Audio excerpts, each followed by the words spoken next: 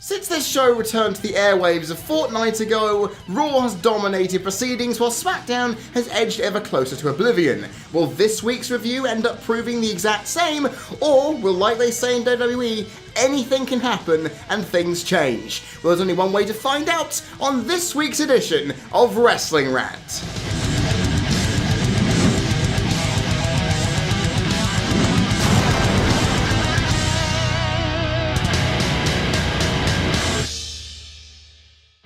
Kicked off this week with Braun Strowman cutting a storytelling promo. You know, the kind of promo that if Roman Reigns did, the fans would hate and say is the worst thing ever, that this guy is terrible. Yeah, wrestling fans are hypocrites. The fact is, though, we ended up getting something solid because that kind of dialogue coming out of a man that size with a voice that deep, it's creepy, but also cringy enough to where I can at least criticize it, because seriously, who the hell scripted that so poorly? Filling it with so many nicknames that it was really just ridiculous. The fact is, it was saved by Kurt Angle firing Braun, not for the execution of his story, but for the unsafe working environment that the scaffold spot caused last week. Now, that would all be well, except that unsafe working environment, considering what Kane and Brock have done, is nothing in this regard. Because Braun pulled some scaffolding on top of two people? It's unsafe? Remember a time when Kane set JR on fire and chokeslammed Eric Bischoff off the stage and tombstoned Linda McMahon and attacked anybody willy-nilly while also electrocuting Shane McMahon's balls with a car battery? Yeah, that's not unsafe, is it? What about Brock Lesnar throwing Zach Gowen, a one-legged man who he'd beat into a pulp who was in a wheelchair, down a flight of stairs?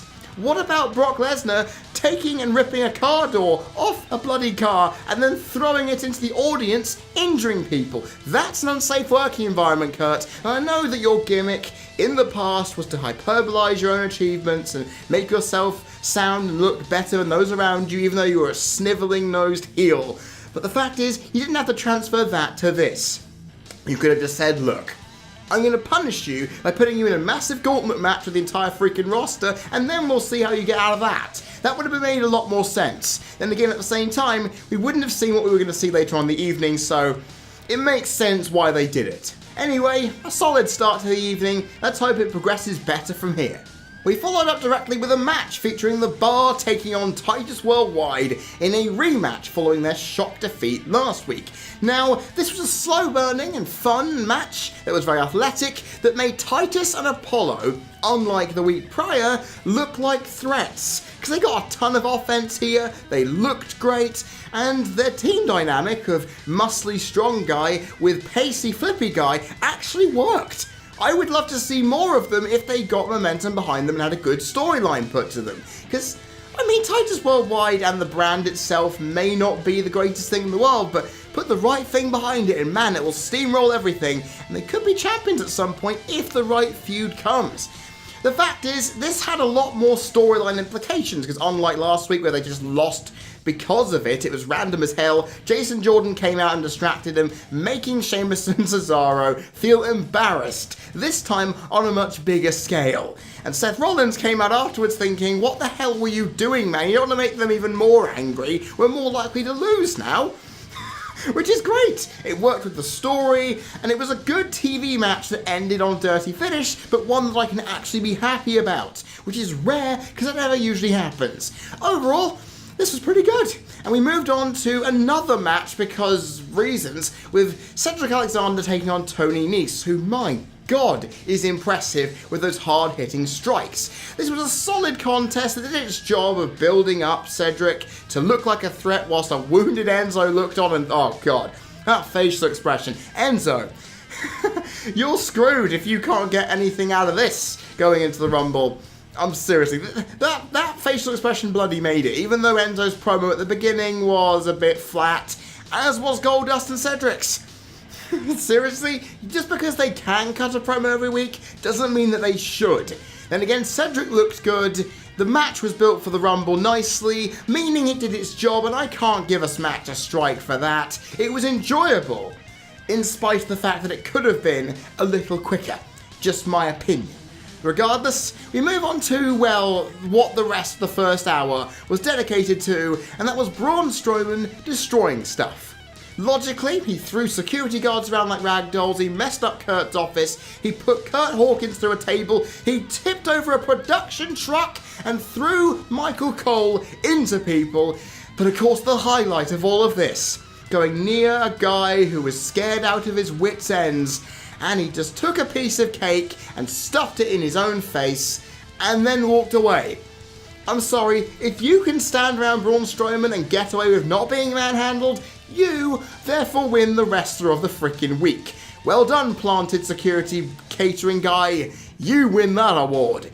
The fact is, the segments that were dotted around the first hour were all kinds of awesome, but I do wish that they lasted longer into the second. Because then, oh my god, we could have seen even more insanity happen that would have built up much more smoothly, and inevitably, the idea of watching a SWAT team try to take Strowman out was something I wish we could have seen. That would have been amazing. The one major criticism I had, much like I did in the opening segment alongside the unsafe working environment quip though, was Kevin Dunn's editing. Good lord, if there's one thing you should know about production, just because you want something to seem intense and enthralling and action-packed doesn't mean that you can start cutting really quickly from camera to camera. It doesn't work like that, Kevin. It's horrible, and it makes people have bloody motion sickness. It happened during Strowman's entrance, and I was really worried about it, and you did it again here for a segment that didn't bloody need so many camera angles. It was horrible. And, that's all I could say about the segments that were bad, but come on! And it just took me out of the moment of him tipping a sodding production truck, a bloody 18-wheeler cab trailer, bloody amazing. It took away from the moment because you were cutting ahead for the promo next week at the start of the show in advance. I don't understand why you did it, and it's horrible. You could have just, displayed it normally, where people weren't having to scurry around looking for all these camera angles, and cut it like that next week for the opening segment. What am I going to do? You're a guy with 30 plus years in production experience on live television. Me, I'm a guy making YouTube reviews while forging out a small editing career of my own. So, do I therefore have the ability to criticize you for that, Kevin? Yes, because I'm a viewer, and viewers' opinion, like the customers in America, is seemingly always right. Let's hope to God you don't do this a lot going into next week's show and the Rumble, because I'm going to punch you if I indeed do so, because if I get motion sickness watching Raw, it's going to make my enjoyment of the show even worse. The second hour began with Asuka versus Nia Jax. Now, considering they had 2 weeks of solid build for this match, it was all well and good, and it was the closest main roster TV match that Asuka looked like she could potentially suffer defeat. And WWE played into that well, that she only got the win because an injury angle was played out, and it looked quite sick, I'm not going to lie, when Nia Jax could not move on an injured leg, resulting in Asuka getting the win by knockout or referee's decision. Either way, they're both relatively indistinguishable. The fact is, the rivalry between Alexa and Nia is slowly building, because, well, we'll get to why a bit later, but Asuka looks dominant going into the Women's Rumble, and it should be interesting. I still want Jax to win, because of what's going to happen later, we'll put that into stone, but yeah. This match was pretty good and was very enjoyable. It shows Nia Jax has improved in the ring, so I can't complain about that. But we move on to the first dud of the evening, and that was a Jason Jordan, Kurt Angle backstage promo. Now, the one thing I love about Jason Jordan's current, full of himself, cocksure attitude is that in short doses with the right words, it is great. But the fact is, you could see on Kurt Angle's face that, okay, he was selling the stress of Braun Strowman and all that crap. But of course, I must also remind you, if you forgot, that Strowman got rehired in that same segment that happened prior to this. The fact is, he looked uncomfortable having to listen to Jason Jordan drone on, and I just felt the exact same way. It just went on way too long, and the cheesiness of Jordan's character just came through with such force that it was not enjoyable at all. Why did you need this to happen when you could have just said, hey look, I'm really happy. Thank you for this amazing opportunity. It feels great. But you know what? We need to get revenge on what happened last week to the Balor Club, and I know that was my fault, so I want to make amends by having Seth go up against Finn to make sure it's done. You know, I've just shortened that promo and made it a little better. And the fact is, okay, they got something fun out of the end of it that twists the knife in between Seth and Jason, but that took so long to get there that I lost all the will to live in the process. So as a result, this segment gets a strike. It was just so bad. And like I said, I enjoy the current character that Jason Jordan has because it's being built slowly into something great. Unfortunately, this is one of those times where they just took an executive decision on it and made it worse, almost by no need to do so. So as a result, the show suffers its first strike 1.5 hours in, but at the same time, it went for a segment that really could have been a million times better than what we actually needed to see. And speaking of the segment I mentioned between Alexa Bliss and Nia Jax, here we are. This time though, Enzo actually got involved, which is pretty awesome. Now this segment was nothing special. It was quite short, it was quite awkward, and I would have given it a strike if not for one important thing: the advancement of the antagonism and dissension between the duo of Jax and Bliss, because Bliss shot Jax down while she was already down. She kicked her when she didn't need to by saying, look, I thought you had Asuka beaten, but I guess I was wrong, and sounded like a right arse, which is awesome. That did its job. Enzo came in, Bliss said, look, I want to stay here, I'm your best pal, but no. Jax and Enzo have more important things to talk about, while they were awkwardly standing around going, yeah, I'm sorry about what happened to you, and yeah, proving that Jax's emotional swaying might be a little misguided. See, for storyline and narrative progression, this segment did its job beautifully. Unfortunately, in execution, it felt quite dry and a little lifeless. But that's the thing, that's the minutest of differences between a decent segment for me and a bad one. It's all about what the segment is doing. And if this segment was actually not going to do what I liked about it, then I would have given it a strike. There, that just shows you how fine the margins are between poor and good. And yeah, Alexa Bliss, you saved that segment. Well done, miss. Let's hope you can keep your title for a bit longer, because if Jax does win the Rumble, we've set up some fuel for the fire going forward to WrestleMania. Let's just hope, eh? We then got the unexpected return of the Revival, which many people would complain, saying, oh, they didn't get an entrance. Ugh. The fact is, I hate their entrance music, so them not getting a full entrance was a blessing in disguise. They whooped the Jobber team and did great in the process, looking like they hadn't missed a step since both of them were out with injuries for most of the last year and a bit.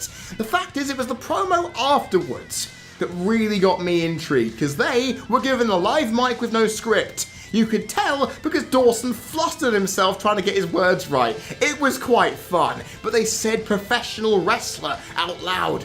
They said they were going to go into Raw 25 and beat up and show that the legends are no match for the Revival. Well, let's hope they aren't beaten up next week, because I love how that team talks and wrestles. I just wish they had more heat with the crowd, but you can't blame injuries for really doing much else, because injuries do that shit. You don't see them for ages, they come back unannounced, no one's gonna care. The fact is though, the segment was fine afterwards, the match was solid for a jobber squash match. It did its job and I can't complain, but I'm just hoping the Revival are not crushed by whoever the hell goes up against them. Remember what happened last time the APA, the New Age Outlaws, and members of the NWO were in the ring at the same freaking time? Oh yeah, the Ascension got beaten up. Lots. Around this time of the year as well, so it could be worse. Revival, I pray for your survival next week for sure. We kicked the third hour off in style, I guess, with Roman Reigns taking on The Miz Taraj in a handicap match, with Elias doing a musical number beforehand, which is strike-worthy, while The Miz, doing his usual promos, was good enough to avoid one for obvious reasons. Now, the match had to be good to avoid a strike, or bad to get one, or somewhere in between where I'm indifferent. The fact is, this match went on way too long for its own good, because I know they're trying to build up Roman Reigns as overcoming the odds and strong as ever. But if Finn Balor, a man quite a bit smaller than him, can beat the Miz without any problem in a tag team handicap or singles action individually with no assistance, then this should have not been a problem for someone as massive as Reigns, right? This match was padded out to fill the opening part of the third hour with some, 10-15 minutes of substance, and it just wasn't there for me. I wasn't enjoying it. The match went on way too long. It was ridiculously predictable, and it was drawn out way too much for what it needed to be, meaning it felt unnecessary. And I know The Miz made it good, and I'm looking forward to how the match goes down next week. At least it built up the anticipation for that. But overall, I felt that this match just did not need to do what it did for as long as it did, and it gets the second strike of the evening. It just, as you can see, just was a okay match, but it just didn't do what I expected it to do, and it suffered as a result. Also, Tom Phillips had come out earlier on in the evening following Cole's throwing, and I prefer Phillips to Cole, because he doesn't quote everything that a man tells him to through the earpiece verbatim. He sounds like a sport analyst that does his freaking job properly. On top of that, he didn't shout out "Big Dog" so loudly you could hear Michael Cole and Vince McMahon orgasming at the same time. Sorry to put that picture in your head. It was needed and validated to prove just how much better of a commentator Tom Phillips is. That is also just my opinion. You know where you can stick yours if you don't agree. What followed up on this very wrestling-heavy show was Sasha Banks taking on Sonya Deville in response to the tag team win last week for Banks and Bayley. Now, this match was nothing special, but I love watching Deville wrestle. As I mentioned before, she's like a combination of CM Punk and Victoria. I love watching her wrestle, and if she becomes women's champion then this next year, I'll be very happy. The match was pretty satisfying given the aggressive offense, but I was expecting Sasha Banks to rise up against it and get the victory, but Sonya won with a massive kick to the head and or chest, and it looked sick as well. So for going against my expectations and throwing up a surprise win that I didn't see coming, this one avoids a strike. Now, I know Paige's in-ring career is still up in the air. We don't know what's happening with her. She's not in the Rumble match. She hasn't announced retirement outright. But here's the thing. If she's still with these girls, she can get anything done. And I'm looking forward to seeing where Absolution goes from here, because at least they have wrestlers I give a crap about, unlike the Riot Squad on SmackDown. So yeah, this match saved itself from a strike, even though it complied with 50-50 booking in the worst way possible. But I can give some leeway for that. We then had a Rollins and Jason Jordan backstage segment, which again highlighted the fallout of the decisions made by the cocky upstart, and that was better. It was shorter, Seth took the directive, highlighted the tension and the antagonism brewing between the two, and well, that was nice, solid, and everything I wanted earlier on in the evening from Jordan and Angle, proving that they managed to remedy the problems and make something that looked much better. Then we had Woken Matt versus Heath Slater in another aggressive Matt Hardy squash match. Overall, I just enjoy watching an aggressive and slightly different Matt Hardy take people apart. Because think about it this way. You know the Demon Finn Balor and normal Finn Balor are pretty much exactly the same despite an obvious persona change? Well, look at what's happened here. Woken Matt has changed his move style, his movements, and pacing in the ring to make it look like it's a completely different character, despite glimpses of what we know. That is exactly what I wanted from the Demon Finn Balor, and for the love of God, I hope to God we see it, because if not, I'm going to be pissed the more we see Demon on air in big roles. Woken Matt, you done it right. And I understand they did this to make Heath look strong again, but then get squashed with storyline reasons. Maybe Rhino versus Slater's on the pre-show of a pay-per-view somewhere in the future. The fact is, this match was good, and it saved me from realising that they're slow burning this to a point where they're kind of making me annoyed with the Woken character. They're taking their time with it, where from week to week you go from something hot to something not. And I'm hoping next week on Raw 25 they do something so weird with Woken Matt and Bray that I can be in a very euphoric state. We're going to have to wait to find out as we went to the main event, which was Seth Rollins versus Finn Balor. Now, you know this was going to be good, especially considering neither man was injured. They were at peak physical condition for what they could be, and in a storyline psychology masterpiece, they worked both injured body parts, and it made me happy as hell. You had Gallows and Anderson, Jason Jordan, The Bar, all coming in to interfere and do something. It went 20-something minutes. It was paced to perfection over time, getting you enthralled while the crowd were on their feet for its entirety. This match was great. And it finished on an absolute cherry with the curb stomp coming back. Oh my god, that made me lose all of my lunch and everything else in between because of how much I marked out. My mouth was so open, nothing could ever stop.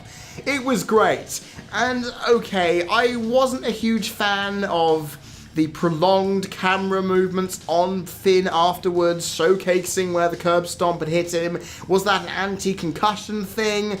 Was it done to highlight that there's going to be a personality change now for Finn going forward? Is he going to be angrier? Is he going to be much more of a heel? Does that give him the feel to do it? We're going to have to find out next week. But all we know is Jason Jordan righted his wrong by tripping up Finn to lead to the curb stomp to happen, so at least we know that Seth and Jason are on good terms for at least now, right?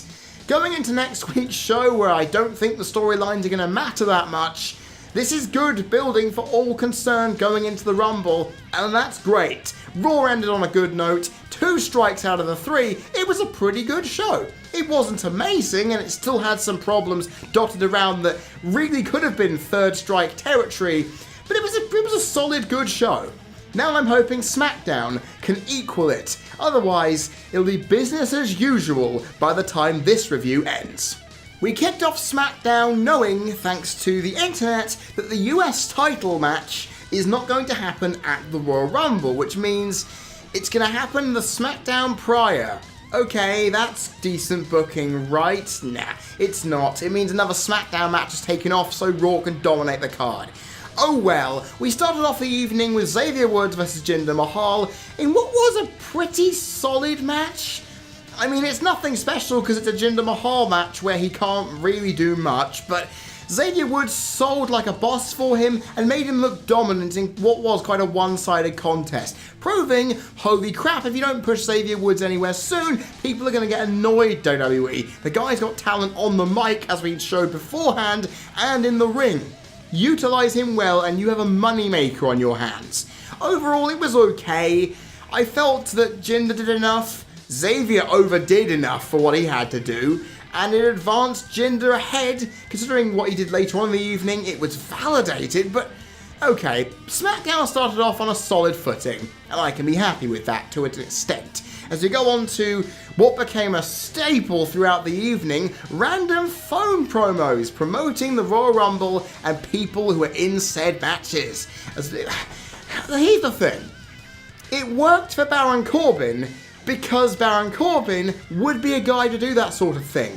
He's intimidating, he's a bit off his own hook, and logically, he'll do whatever the blue hell he wants to try and intimidate people by being as quite scary as he can be in a limited promo space. The promo worked for Corbin. It was short, sweet, to the point, and not just that, it made me feel that Corbin could be a legitimate contender in the long haul in the Rumble match. Which is exactly what I want, because this is the kind of thing I expect from him. Weird, unconventional stuff, but it ended up being a thing that everyone did later on in the evening, and that's when I then started souring on it. You'll hear why a little later, as we then go to an AJ Styles Renee Young interview, which highlighted Styles' frustration with Owens and Zayn. Now, that was solid as ever from the promo game for AJ Styles. It was decent. It acted as a placeholder as he wasn't wrestling on the show, allowing for Sammy and Kevin to respond next week, or Cammy as he's now calling them, which many people say is cringy and horrible and ugh. Listen, it's somewhat funny. It can turn it into a chant. WWE will take advantage of that anytime to increase crowd engagement. The segment did its good, and yeah, I'll be kind here. This could have been a strike, but it's AJ Styles cutting a promo like he does in a good way, so I can't criticise it too much. But I can criticise, like I said, the return of the women's phone segments. Oh god, and it wasn't just one woman, then cutting to another woman later on in the evening, you know? It was all of them. All of SmackDown's women consecutively doing these. And did we need to hear this? Did we need to do this?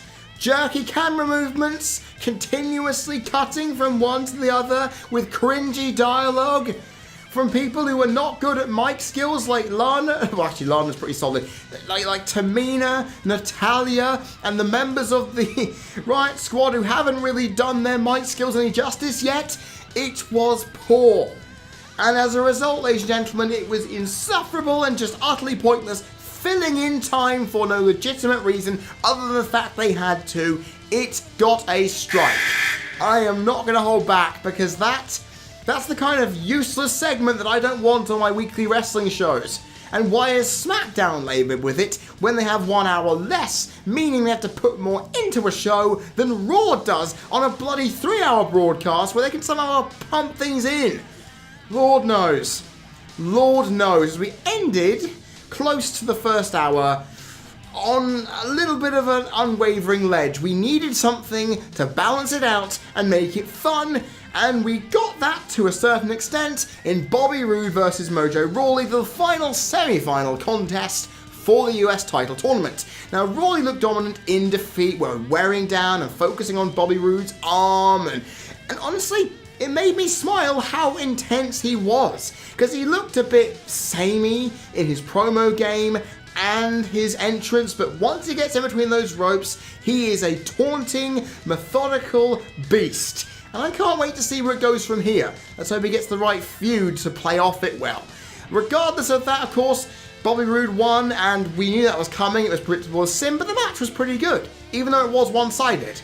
It made Mojo Rawley look good, and that's exactly what a guy of Bobby Roode's experience should do in a match like that. Win, but ensure that both men are complimented by the time the match is over. The Singh brothers came out and attacked Roode, and Jinder cut a promo about how he's going to win and represent India and all of America and prove all of those who have doubted him over the last year.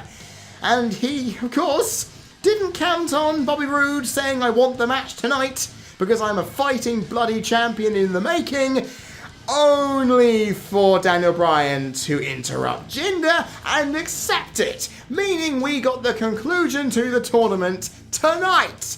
Not next week on a SmackDown that's going to be overshadowed. They're getting it done tonight. Okay, if that makes the night end on a good note, well, that'll be great. We'll have to wait and see as we go through into the second hour where that is indeed the case. Then again, I do have to question, if the commentators were hyping up Bobby Roode being at a disadvantage having gone through one match beforehand, surely they could have done the same for Jinder because he'd already been through a contest. Surely it wasn't physically as demanding, but come on. Jinder would have already been slightly tired and worn out too, right? Come on, Phillips, Saxton and Graves, you can do better than that. The second hour kicked off properly with another phone promo, oh god, and this one featured Randy Orton, not sounding like a human being at all, like this bloody quote-unquote unplanned segment should have been, because he sounded bored off his tits. And like I've said, Corbin's one had venom in it, venom and meaning behind it. The Viper was lacking in what he needed in his bite to make this work. And it worked for someone who had never won the Rumble before and was intent on rectifying that. As for the Viper, he'd won 2 already. He didn't sound like he was that enthused about winning a 3rd, which is ridiculous. Overall, it didn't work, and as a result, it proves these phone segments are going to be SmackDown's nadir and downfall as it gets the second strike of the night. I know I'm being really, really anal about these things, but come on, these segments are terrible. Why are they there other than the fact they wanted to try something different? Well, here's the thing. Just because you can be creative in a creative team does not mean it will always work. You're bound to have some duds, and this is one of them. And just to make my night even worse, Watching SmackDown, we got another multi-woman tag match between Becky Lynch, Charlotte Flair and Naomi against the Riot Squad. It was so unimaginative, flat and tired that I really didn't care. This entire feud is pointless. This entire situation of not giving the women something different to work with was pointless. And, sure, the Riot Squad won. I think, if I remember correctly, but the match was still bad. The whole thing is bad. SmackDown, do something better with your women, because you know what's happened now that you have negated them? It gave this show the third strike of the evening, and it is done. God damn it, SmackDown, I wanted you to do something and make me happy going into the Rumble, but no, you're filling your shows with filler and rubbish. Change that. Then again, we did get into, midway through the second hour before this happened, so I can logically say that's a good thing?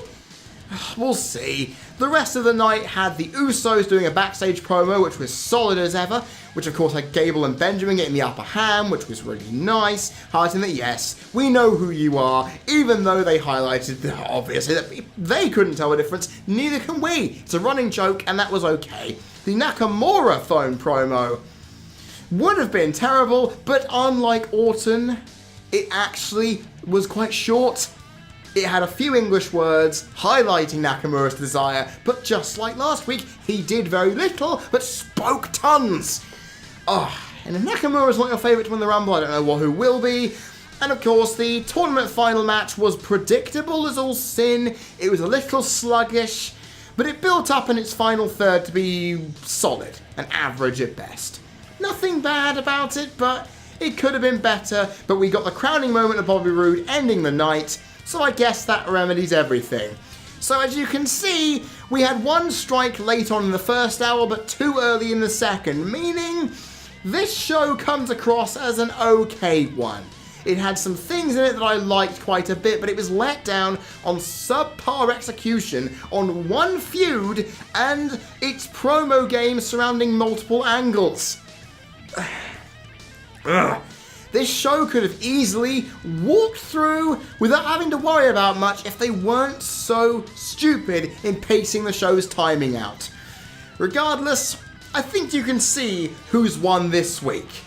In closing, I mentioned in the intro that it could go one of two ways. Either things flip on its head, or it stays the same, and as you could probably tell, SmackDown frustrated me despite some good things on show this week, leading to an okay performance by the Blue brand.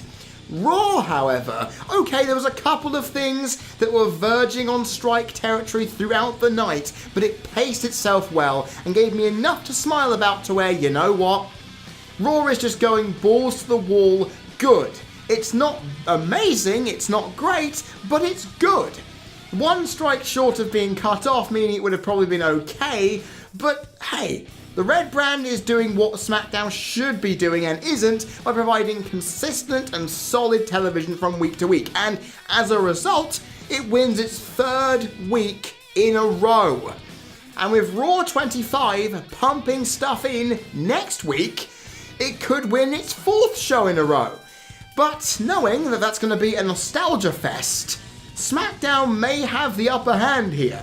Because what I deem unnecessary, bad and pointless on a nostalgia front, and the potential awkwardness of swapping between two shows, between the Barclays and the Manhattan Center, SmackDown could have a way in to resolve their problems.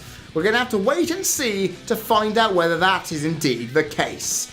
I have been Freddie Thomas, you've been people watching. This has been another edition of Wrestling Rant for the CC Network. I hope you all enjoyed, and I will see you all next time.